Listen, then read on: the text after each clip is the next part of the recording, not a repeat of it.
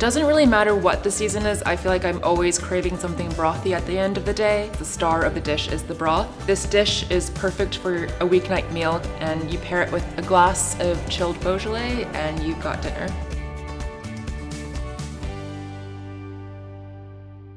So we're just gonna make the broth now. This is hot water that's just gonna boil.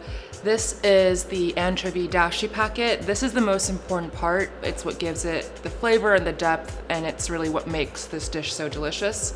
The ingredients that make up the dashi packet, so it's dried anchovies, it's kelp. This one has a little bit of shiitake mushroom and some dried shrimp as well. You're meant to drop the whole thing into the broth, and they keep it in these packets so that it's easier to retrieve when it's done simmering, and let that simmer for 10 minutes. And while this is simmering, I'm gonna get started on my tofu and vegetables. So I have my tofu here. It's already been drained, so we don't need the whole thing. We can just cut half of it. So we're just gonna cut them into cubes and then set them aside. Next up is an onion. Just calls for a small onion. This is a little bit larger, so I'm just gonna use half of it. When it comes to the onion, it's not really treated as like an aromatic, it's treated like a vegetable. So it's almost more like a cube rather than a dice or something a bit smaller. So I'm gonna cut these in fairly large chunks, and that way they won't overcook and will still hold their shape and won't get too mushy. And then this is a classic vegetable in the stew. It's a zucchini. You want to cut this into fairly thick, kind of half moon shape. Put that aside. And then the last thing that's gonna go and cook in the broth is the cabbage. I love having cabbage around because it's one of those vegetables that you can leave in your fridge for a week, 2 weeks, and it still stays good and you don't need a whole lot of it. So we're just gonna cut around 2 cups of nap cabbage. And with your leftover, you could put it in soups, noodles. We make a lot of dumplings in my house, so that always goes into a dumpling filling recipe. And this you wanna kind of finely shred just to give a little bit of body to the stew. And then the last thing that you'll need to cut are these scallions. And that's really it. The great thing about this is that I can come home from working service and it's 1 a.m. and it's still something that you can cook and have ready in about 20 minutes. So the broth has been simmering now. We are going to remove the dashi packet. And now we have the broth. It smells amazing. The first sauce we're gonna put in is the doenjang. Doenjang is fermented soybean paste. It's pretty similar to miso. And you kind of want to use like a spoon or a whisk or a spatula to just start letting that loosen up and stirring that through. Next, we have gochujang. This is a red chili paste. It comes in a variety of kind of different spice levels. The one I have at home is extremely spicy, but you can go a little bit milder if you want.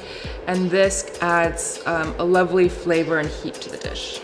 And again, this is something that you can find in any Korean supermarket. You can even find it online if you don't have one near you. And this is kind of part of a trio of things I have at home that once you have in your fridge, it stays good. This is gochugaru. This is a Korean red chili flake. It's a little bit different from what you put on pizza red chili flakes because this is a more finely ground chili flake, which means that it kind of incorporates a little bit better into the soup. And now we have a little ginger that we've minced. And you want these minces to be fairly fine because obviously it's gonna be part of the soup. And this is garlic. So you just wanna stir that through and make sure it all incorporates before we add our vegetables. So first we're gonna put in the tofu. Next is the cabbage. And then the zucchini. And finally the onions. I grew up in a Chinese family and my mom used to cook Chinese food every night, but when she didn't want to cook, we got to a Korean restaurant in our neighborhood. And this is a really classic Korean dish. You'll see it on the menu as doenjang-jjigae, which just means soybean stew. And it's kind of like any other classic dish of any culture. Every family has their own interpretation. Every restaurant has their own interpretation. So it really is meant to be a versatile dish. So feel free to kind of add vegetables, add proteins, make it spicier, make it milder, whatever suits your taste. And now we're gonna turn the heat to medium-high, and then you just wanna stir it occasionally for a couple of minutes while all the vegetables cook. The first time that I made this dish, I probably, you know, it's really sad. I think I probably saw this dish in a Korean soap opera and was reminded how much I loved it and how often I ate it growing up.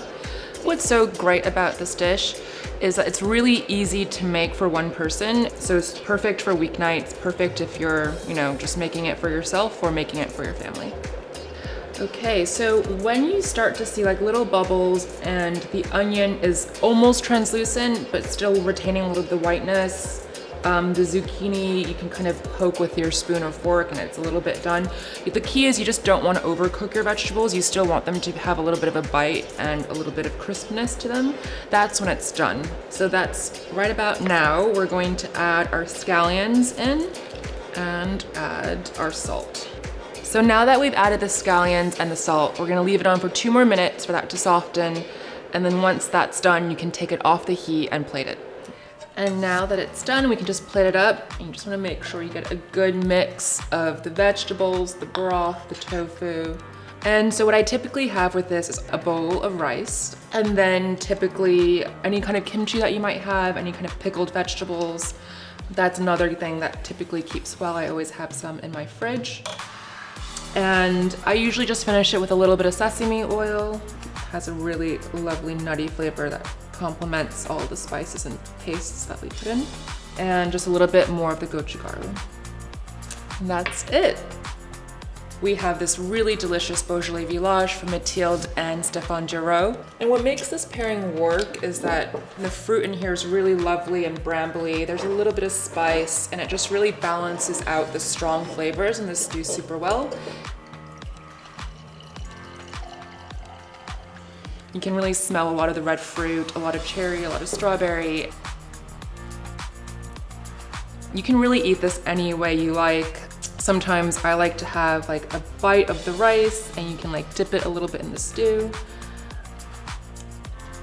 Oh, it's so good. The sesame oil really blooms in the heat. You get a little bit of nice spice from the gochugaru and the gochujang paste. The doenjang, when it's with the anchovy broth, like really gives it amazing depth of flavor. It's just, every time I have this, I'm so shocked because it tastes like it's been simmering on the stove all day. This is so easy, so delicious. I make this at home at least once a week, and I really hope that you give this a try.